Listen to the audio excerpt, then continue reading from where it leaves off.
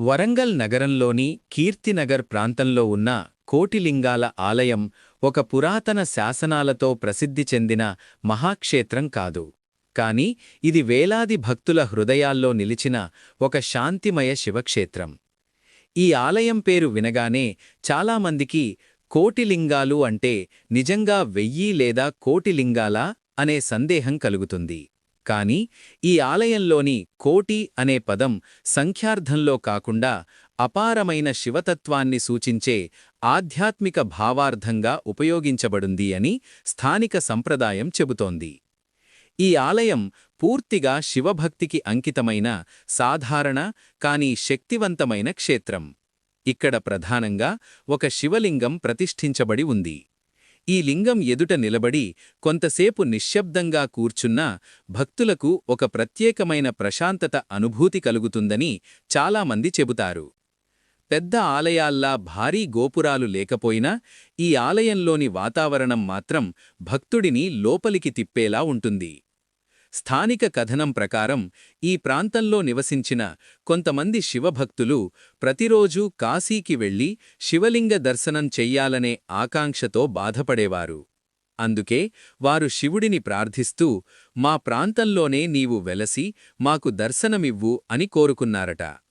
వారి భక్తికి ప్రసన్నుడైన శివుడు స్వప్నంలో దర్శనమిచ్చి, ఈ ప్రాంతంలో నన్ను స్థాపించండి, నేను ఇక్కడే నివసిస్తాను అని ఆజ్ఞ ఇచ్చాడని చెప్పబడుతోంది. ఆ స్వప్నానంతరం భక్తులు కలిసి ఈ ఆలయాన్ని నిర్మించారని విశ్వాసం. కోటిలింగాల ఆలయంలో ముఖ్యమైన విశ్వాసమేమిటంటే, ఇక్కడ శివుడిని భక్తితో దర్శించిన వారికి మనసులోని భారాలు తేలికవుతాయి, అనిశ్చితి తగ్గుతుంది, మానసిక శాంతి లభిస్తుంది. ప్రత్యేకంగా సోమవారం మరియు మహాశివరాత్రి రోజున ఈ ఆలయంలో భక్తుల సందడి ఎక్కువగా ఉంటుంది. శివరాత్రి రాత్రి దీపాలు వెలిగించి అభిషేకాలు చేసి భజనలు నిర్వహిస్తారు. ఆ సమయంలో ఆలయం మొత్తం ఒక శివనామ సంకీర్తనతో నిండిపోతుంది.